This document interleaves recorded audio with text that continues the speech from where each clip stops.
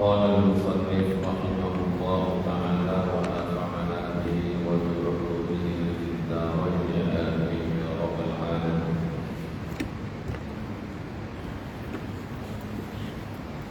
Dan perbedaan ta'alluq qudrat iradah dan ta'alluq ilmu dan kalam itu umum, khusus, halal, mutlak, yakni berhimpun kudrat iradah dan ilmu kalam kepada mungkin. Ini nak cerita ta'alluq. Nanti kita akan masuk tentang asma'ullah al-husna.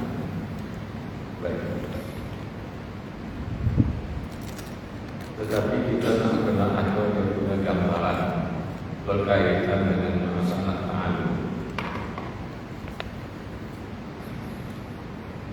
Jadi saya ulang lagi, sifat yang berta'alluq itu cuma sifat ma'ani. Daripada 7 sifat ma'ani, 6 berta'alluq, 1 tak ada ta'alluq. Yang tidak berta'alluq itu sifat hayat dan wujud. Sedangkan sifat qudrat, iradah, ilmu, sama, basar, kalam itu ada ta'alluqnya. Baik. Maka kata musannif, dan perbedaan di antara ta'alluq sifat qudrat dan ta'alluq sifat iradah dan ta'alluq sifat ilmu dan ta'alluq sifat kalam itu adalah umum, khusus, halnya, mutlak. Ini satu istilah. Umum maknanya umum, khusus artinya khusus. Baik. Kalau mutlak, yaitu kita katakan satu, dia bersifat umum, kemudian ada khususnya, dan tidak boleh terbalik. Contoh, kereta adalah kendaraan, dan bukan semua kendaraan itu adalah kereta. Maknanya yang umum ialah kendaraan, yang khusus ialah kereta. Baik. Kerbau adalah seekor daripada binatang, tetapi bukan semua binatang itu kerbau. Itu dikatakan umum, khusus, mutlak. Yaitu umumnya binatang, khususnya kerbau. Dan kerbau itu adalah binatang, tetapi tak semua binatang itu kerbau. Tukukur adalah burung, dan bukanlah semua burung itu tukukur. Ada burung tidak, burung kicap pun ada, burung bunai pun ada, dan burung telur. Banyak lagi burung. Oleh karena itu, kalau kita katakan tukukur itu cuma satu daripada burung, jadi kefahamannya adalah tukukur adalah burung, dan setiap dan tidak setiap burung itu adalah tukukur. Baik. Sama dengan keadaan di sini. Coba tengok. Dia kata qudrat, iradah, ta'alluq ilmu, ta'alluq kalam. Maknanya ta'alluq bagi qudrat, iradah, ilmu, kalam. Baik. Kalau kita tengok qudrat ini berta'alluq kepada segala perkara yang harus sahaja. Satu. Iradah berta'alluq dengan segala perkara yang harus sahaja. Contoh, qudrat menjadikan apa dia? Menjadikan, katakan, tekukur, burung tekukur. Allah menciptakan dengan sifat qudrahnya. Iradah, Allah menentukan bagaimana rupanya burung tekukur. Baik. Jadi kudrah iradah itu cuma kepada perkara yang harus diadakan. Adakah kudrah itu berta'alluq dengan yang wajib? Tidak. Contoh apa yang wajib? Kudrah Allah Ta'ala. Allah menciptakan diri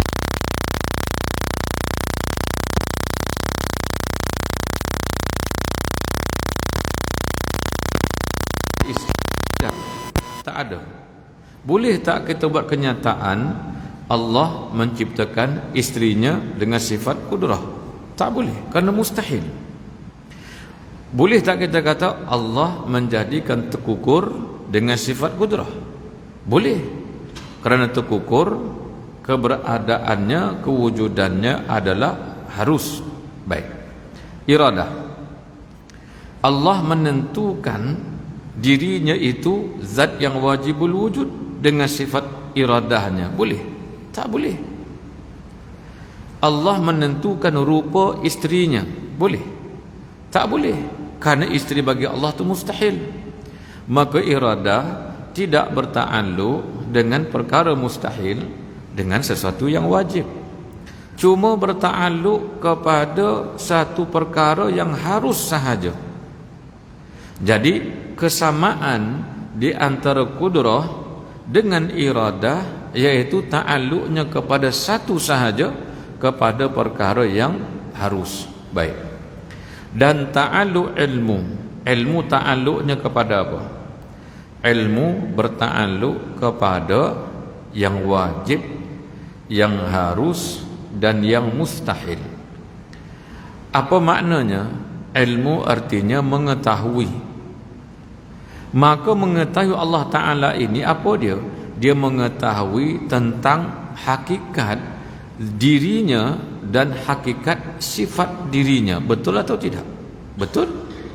Allah tahu bagaimana diri dia, bagaimana zat diri dia, bagaimana hakikat sifat yang wujudiyah, seperti sifat ilmunya, sifat kudrah, iradah.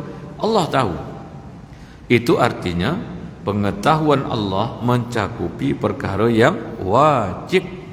Kita tahu tak Allah Ta'ala tu zat dia macam mana rupa? Tak tahu. Maknanya ilmu kita tidak berta'alluq dengan perkara yang wajib tersebut.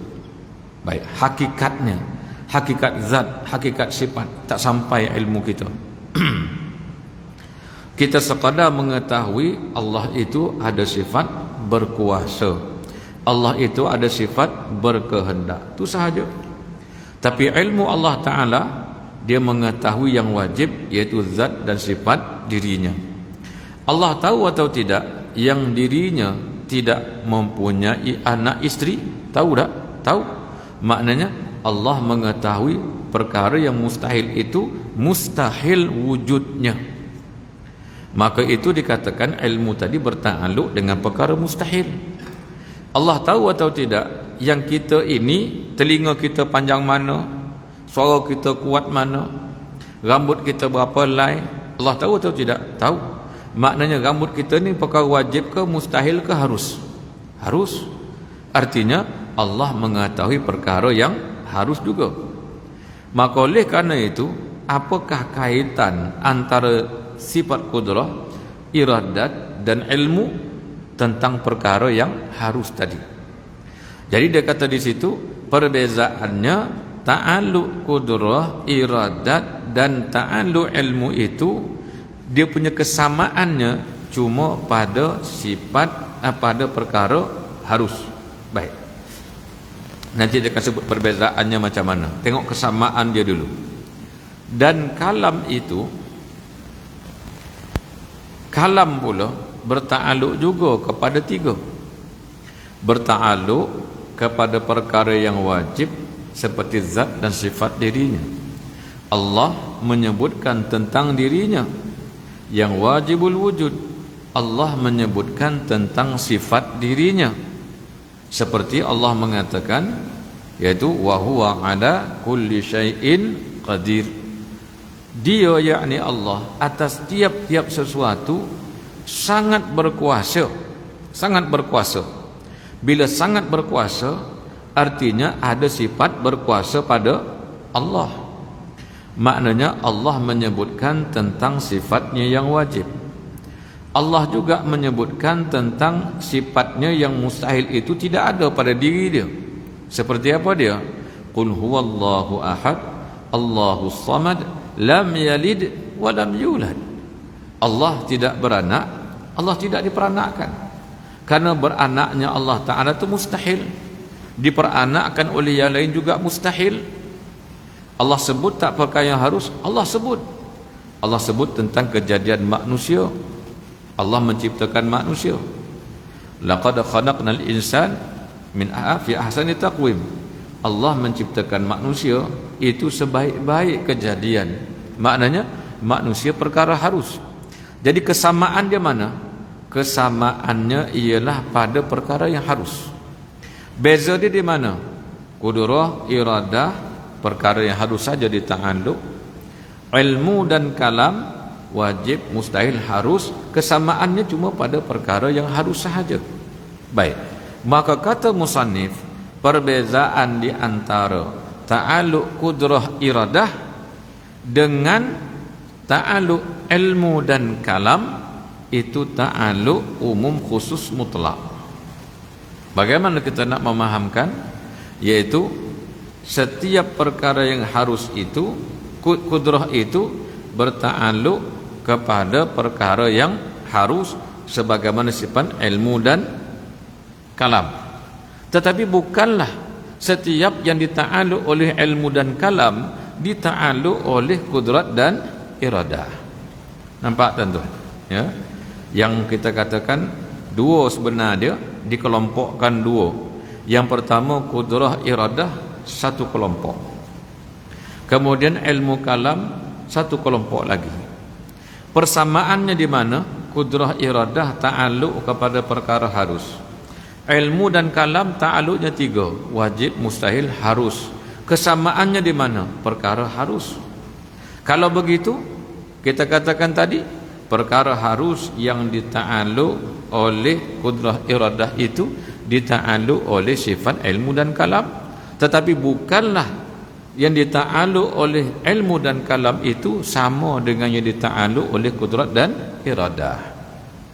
Seperti sama kita kata tadi, yang umumnya mana? Yaitu ilmu dan kalam. Yang khususnya mana? Qudrah dan iradah. Sebagaimana kerbau adalah haiwan dan bukan setiap haiwan itu adalah kerbau. Baik. Artinya qudrah iradah itu ta'alluqnya masuk kepada ilmu dan kalam, tapi ta'alluq ilmu dan kalam tidak masuk kepada kesemuanya kepada qudrah dan iradah. Cuma masuknya pada satu sudut sahaja, yaitu pada perkara harus. Baik. Itu adalah umum khusus, halnya mutlak. Yakni berhimpun qudrah dan iradah satu, dan ilmu dan kalam kepada mungkin artinya perkara harus. Itu sahaja. Kesamaannya cuma satu. Baik. Boleh nampak tuan-tuan, ya? Kesamaannya cuma satu. Baik, yaitu perkara mungkin. Sebab itu kita katakan tadi ta'alluq qudrah iradah itu sama dengan ta'alluq ilmu dan kalam, tetapi bukanlah ta'alluq ilmu dan kalam itu kesemuanya sama dengan ta'alluq qudrah dan iradah. Karena cuma masuknya pada satu sahaja, yaitu perkara yang harus. Baik. Kemudian dan munfarid. Munfarid maknanya berasingan. Ni nak habis dah tuan-tuan. Ni bab bawah ni dia susah yang terakhir ni. Lepas ni besok dia susah yang lain pula. Bukan senang jugalah. Susah juga. Tapi susah cara lain lah. Baik. Macam kita mengaji, susah mengaji, biar mengajar, dah. Bila kita masuk mengajar, lah susah pula mengajar. Baik mengaji, bukan karena susahnya itu tak sama. Susah mengaji dengan susah belajar tak sama. Tapi kedua-duanya ada susah. Bermakna bukan kita melepaskan diri daripada kesusahan mengaji, kita akan terlepas segala-gala kesusahan. Kita akan masuk kesusahan yang lain. Kita akan menghadapi dua kesusahan. Dengan sebab itu, hadapi kesusahan ini, insya-Allah tinggal satu sahaja kesusahan. Allah kata apa? Innamal usri yusra. Innamal usri yusra, dua kali. Yang peliknya, al-usru itu ma'rifah alif lam. Allah ulang dua kali. Dan yusra Allah ulang juga dua kali, tapi tanpa alif lam. Apa maksud dia? Al-usru yang dua-duanya ma'rifah dengan alif lam berarti kesusahan yang sama. Yusra itu kesenangan. Itu dia dengan nakirah, maknanya kesenangan yang tidak sama. Artinya apa dia? Satu kepayahan Allah menjadikan dua kesenangan. Maknanya satu benda susah, jalan keluarnya ada dua atau lebih. Itu maknanya rahman Allah Ta'ala. Susah satu benda, tapi Allah bukakan kesenangan yang lain. Tapi hadapi kesusahan tersebut, jangan lari masalah tak selesai. Baik, kita kata alang kepalang tak tahu, dah biar tak tahu sampai mati. Itu satu salah lah tu. Patutnya kita menghadapi kejahilan tadi tu, lawan dia sehingga kita keluar daripada kejahilan. Bukan kita nunggu di situ dalam keadaan kita jahil, rugi. Baik. Dan munfarid, berasingan. Ta'alu ilmu kalam. Ta'alu ilmu kalam maknanya ta'alu sifat ilmu dan ta'alu sifat kalam. Dia bagi sekali ilmu kalam, bukan ilmu kalam, sifat ilmu dan sifat kalam. Dan munfarid berasingan ta'alluq sifat ilmu dan ta'alluq sifat kalam kepada barang yang wajib dan mustahil. Bila kita samakan tadi, perkara harusnya kita keluarkan dia, iaitu kudrah, iradah, ilmu dan juga kalam. Kesamaan keempat-empatnya adalah pada perkara harus. Tetapi yang wajib dan yang mustahil itu berasingan, itu khas untuk sifat ilmu dan sifat kalam. Jadi tak boleh masuk kudrah kepada sifat ilmu dan kalam, tetapi ilmu kalam boleh masuk kepada kudrat iradat. Baik. Itu dia kata munfarid, berasinganlah dia. Baik. Adapun perbezaan ta'alluq sama dan basar dan ilmu kalam, maknanya perbezaan di antara ta'alluq sifat sama, ta'alluq sifat basar dengan ta'alluq sifat ilmu, ta'alluq sifat kalam, 4 pula di bawah. Baik. Itu umum khusus mutlak, sama juga.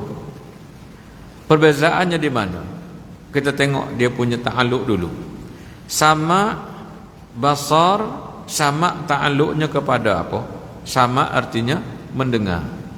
Apa yang Allah Ta'ala dengar? Ada tak Allah mendengar zat dan sifat dirinya? Dengar. Zat dan sifat dirinya yang wujudiyah itu ada ke tak ada? Ada. Adanya itu wajib ke mustahil ke harus? Wajib.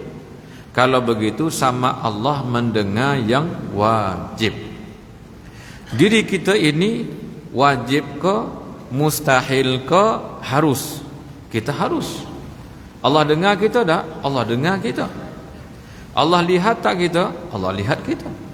Maknanya ta'alluq sifat sama itu didengar oleh Allah Ta'ala akan zat dan sifat dirinya yang wajib, dan mendengar juga yaitu sifat dan zat diri kita yang harus. Pendeknya, sama itu berta'alluq kepada yang wajib dan juga yang harus. Beza dengan kudrah iradah, cuma perkara harus. Baik, sama' basar itu perkara wajib dan perkara yang harus. asalkan dia wujud, maka didengar oleh Allah Ta'ala. Baik, basar, melihat.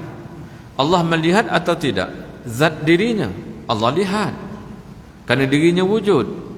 Sifat dirinya juga wujud. Sifat ma'aninya Allah boleh lihat. Maka zat dan sifat Allah itu wajib, mustahil ke harus? Wajib. Maknanya basarnya bertakluk kepada yang wajib. Kita ini harus ke wajib ke mustahil? Kita harus. Allah melihat kita atau tidak? Allah lihat. Artinya Allah juga melihat kepada perkara yang harus. Baik. Isteri Allah itu ada ke tak ada? Tak ada. Dia wajib ke mustahil ke harus? Mustahil. Allah melihat dan mendengar ke sifat apa yang mustahil ataupun tidak? Tak dengar lah, tak ada. Isteri tak ada, Allah lihat macam mana? Isteri dia tak ada, Allah dengar macam mana? Artinya sama dan basar cuma bertakluk kepada yang wajib dan juga yang harus. Yang mustahil tidak kena. Baik. Satu kelompok. Dan ilmu dan kalam, dan sifat ilmu dan sifat kalam pula bertakluk kepada tiga tadi. Wajib, mustahil dan juga harus. Baik. Di mana pertemuan di antara sama, basar, ilmu dan kalam? Wajib dan harus. Baik. Kalau begitu, bezanya di mana? Pada perkara yang mustahil sahaja. Oleh kerana itu, yang dita'aluk oleh sama' dan basar itu dita'aluk pula oleh ilmu dan kalam, tetapi bukanlah yang dita'aluk oleh ilmu dan kalam itu kesemuanya dita'aluk oleh sifat sama' dan basar. Baik. Kerana dua tadi masuk ke dalam ilmu dan kalam tak masuk pula keseluruhannya kepada sama' dan basar. Baik. Itu umum khusus mutlak, sama macam tadi juga. Yakni arti umum khusus mutlak pada sifat sama', basar, ilmu dan kalam, berhimpun sama' basar, berhimpun sifat sama' serta sifat basar, dan sifat ilmu serta sifat kalam kepada yang wajib dan wujud yang jaiz. Baik.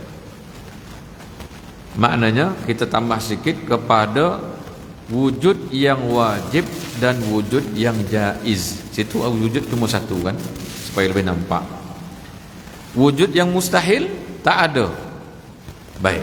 Kalau begitu, sama dan basar cuma dua yang dita'aluk. Ilmu dan kalam tiga, tetapi duanya sama dengan sama dan basar. Baik. Dan munfarid, bukan manfaat tu. Dan munfarid maknanya berasingan. Mudah-mudahan yang betul bukan manfaat, tapi munfarid. Dan munfarid maknanya berasingan sifat ilmu dan sifat kalam kepada barang yang mustahil. Dia khusus mustahil sahaja. Dan mungkin yang ma'dum. Mungkin yang ma'dum, sesuatu perkara itu mungkin boleh terjadi, tetapi ma'dum tak ada. Itu tidak itu dita'aluk oleh sifat ilmu dan sifat kalam. Allah mengetahui yang itu tidak wujud sama sekali. Apa contoh mungkin yang ma'dum? Dia harus tapi tak ada. Contoh Fir'aun. Fir'aun ni adalah satu orang yang mendakwa Tuhan, tak pernah sakit dah, umur pula panjang, ratusan tahun, lebih 200 tahun usia dia. Kita kalau sampai 100 itu dah tua gaib, makna dah terlampau tua dah. Itu kalau kita 200, itu tak tahu dah tinggal apa dah tidak kan. Kalau 200,5 tahun, ini Fir'aun 250 tahun. Akan tetapi ulama hadis yang muammar, saya pernah dengar satu rakaman Syekh Yasin Al-Fadani. Syekh Yasin Al-Fadani menyebutkan gurunya yang muammarin, mereka yang umur panjang, ada usia 180 tahun. Yang masih hidup sekarang ni di Banten ada satu orang, satu kiai yang pernah mengaji dengan Syekh Nawawi Al-Bantani. Syekh Nawawi Al-Bantani sudah meninggal lebih 100 tahun, tapi anak murid dia masih hidup lagi, bahkan sehat walafiat di Banten. Dipanggil dia Paku Banten. Ini orang sangat hebat lah, alim, dan suaranya masih jelas.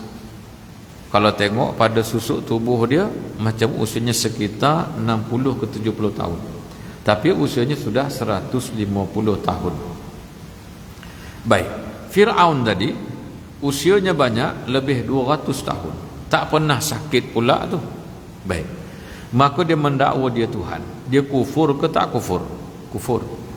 Boleh tak Allah menjadikan dia mukmin? Boleh. Kerana apa? Kerana iman dan kufur itu perkara yang harus bagi Allah. Artinya Allah boleh menjadikan dia mukmin, Allah boleh menjadikan dia kafir.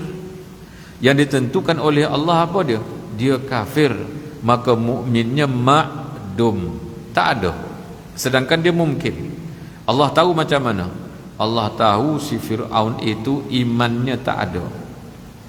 Allah tahu si Fir'aun itu kafir, maka Allah menjadikan dia sebagaimana yang diketahui oleh Allah Ta'ala, yaitu kekufurannya.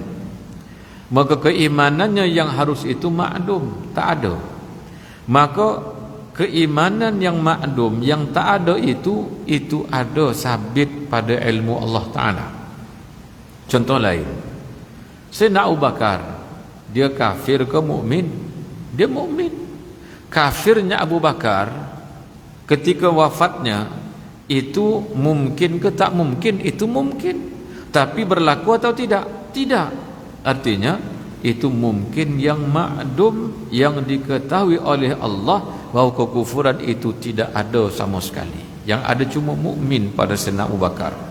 Baik, itu dikatakan barang yang mustahil dan mungkin yang ma'dum itu diketahui oleh Allah Ta'ala dan dita'alluq oleh sifat kalam Allah Ta'ala sendiri. Baik, dan antara ta'alluq iradat dan ilmu kalam dan sama' basar itu umum khusus halnya. Ini maknanya apa dia? Umum khusus halnya mutlak. Ini maknanya kaitannya di mana? Ilmu, qudrat, iradat, ta'alluq iradat, ilmu, kalam dan sama' basar. Maknanya dibuat ini. Antara ta'alluq, kudrat, iradat, tinggal satu. Kudrat, iradat dan ilmu kalam dan sama' basar itu umum khusus halnya mutlak. Cara macam tadi juga, dia asing-asingkan, maka kita akan nampak. Kudrah, iradah kemudian kita bezakan dengan ilmu dan kalam, umum khusus mutlak. Kemudian sama' basar pun sama juga, umum khusus mutlak. Demikian juga kalau kudrah iradah kepada sifat sama' dan basar, umum khusus mutlak. Itu dia kata umum khusus mutlak ke semuanya. Maka ilmu dan kalam itu berhimpun keduanya dengan kudrah iradah kepada mungkin. Itu kaitannya cuma yang itu. Dan berhimpun ilmu kalam dengan sama' basar kepada wujud yang wajib dan wujud yang jaiz, yang harus, sebagaimana yang kita bincangkan tadi. Dan munfarid, berasingan. Ilmu kalam, sifat ilmu dan sifat kalam kepada barang yang mustahil dan mungkin ma'dum. Dia ulang sekali lagi untuk dia memudahkan. Tapi kalau kita baca 2 kali susah pula, sebab kita ingatkan benda yang lain. Jadi kita pun tengok, dah lain pula dah, yang tadi sebut ni sebut lagi. Ya, memang dia nak mengulang sahaja. Dia macam buat kesimpulannya. Dan kata Syekh Muhammad Jazuli rahmatullahi alaih, mana lebih baik? Rahimahullah ke almarhum ke rahmatullahi alaih? Sama je ni. Rahimahullah itu past tense. Maknanya apa dia? Allah telah merahmati dia. Itu rahimahullah, telah merahmati dia. Almarhum, orang yang dirahmati Allah. Rahmatullah ya alaih, rahmat Allah ke atasnya. Mana yang lebih bagus? Kalau di sisi ulama ahli bahasa Arab, yang paling bagusnya rahmatullahi alaih. Kenapa? Rahmah ini bukan past tense, bukan present tense, bukan, semua bukan. Dia adalah dipanggil kata terbitan yang tidak terkait dengan masa lampau, masa sekarang dan masa akan datang. Artinya apa dia? Bila-bila masa sahaja Allah merahmati dia. Kalau rahimahullah itu adalah terkait dengan masa lampau, rahimah. Kenapa rahimah? Kerana menunjukkan sememangnya Allah merahmati dia. Baik. Kalau begitu rahmatullah, rahmatullah artinya rahmat Allah yang tak terkait dengan masa. Dulu ke, sekarang ke, akan datang ke, mendapat rahmat Allah Subhanahu wa taala. Baik. Sebab itu kalau kita tengok sebahagian kitab memang sentiasa menyebutkan rahmatullahi alaih, rahmatullahi alaih.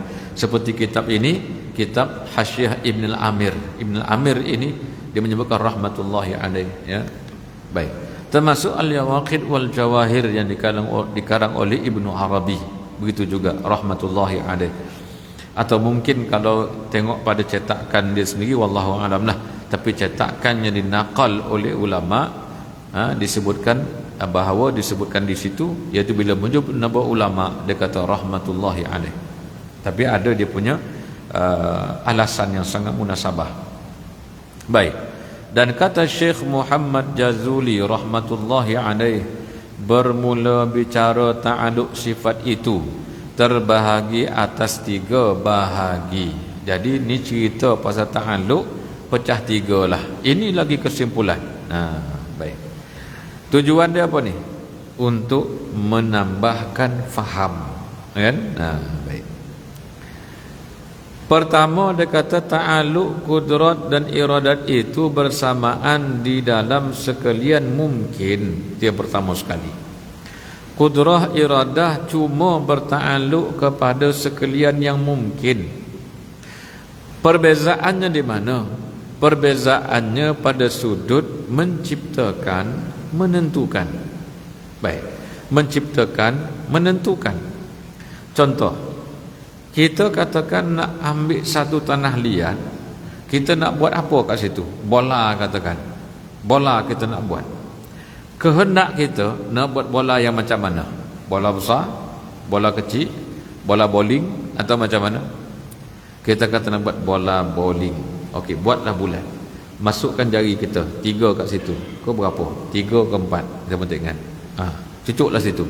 Jadi bola bowling. Contoh. Yang kita buat tadi, yang kita ukir, yang kita bentukkan dia, itu dengan tenaga kita. Tenaga kita tadi membentuk sebagaimana yang kehendak kita. Kan 2 perkara berbeza. Kalau sekadar kehendak, dia tidak boleh membentuk bowling tadi. Kalau sekadar kemampuan tanpa ada kehendak juga tidak boleh. Oleh kerana itu, bola bowling tadi dita'alluq oleh kuasa, tenaga, kemampuan kita dan dita'alluq oleh kehendak kita. Maka kita ciptaan Allah, Allah menciptakan kita dengan sifat kudrahnya. Bagaimana rupa kita, bagaimana nasib kita ditentukan oleh iradahnya, kehendak Allah Ta'ala. Baik, Allah Ta'ala begitu ke? Itu untuk mudah faham, ya, untuk kita memudah faham sahaja. Buat contoh demikian. Baik, karena kita je buat bola, fikir-fikir macam mana kita nak. Tapi itu contoh untuk kita faham perbezaan di antara kehendak dan juga kemampuan tadi. Baik, kedua, ta'alluq sama' basar itu bersamaan dalam sekalian yang mawujud. Sekalian yang mawujud ada 2. Mawujud secara wajib, mawujud secara harus. Mawujud secara wajib zat dan sifat Allah. Mawujud secara harus zat dan sifat makhluknya. Itu sama' dan basar. Ketiga, ta'alluq ilmu dan kalam itu bersamaan dalam jaiz dan mustahil dan wajib. Jaiz makna harus, mustahil dan wajib itu cuma dita'alluq oleh sifat ilmu dan sifat kalam. Baik, kesimpulan inilah akhir katanya radhiyallahu taala anhu amin. Inilah akhir yang disebutkan, dan kata musannif radhiyallahu anhu halnya menyatakan pihak asmaullah yang maha tinggi. Maka dia masuk kepada topik yang baru, iaitu topik berkenaan dengan nama Allah Subhanahu wa taala. Baik, kita baca sedikit. Kata musannif, wa indana asma'uhul azimah kadza sifatu dzatihi qadimah wa ikhtira an asma'u taufiqiyah kadza sifatu fahfazis sam'iyyah. Wallahu subhanahu wa ta'ala a'la wa a'lam.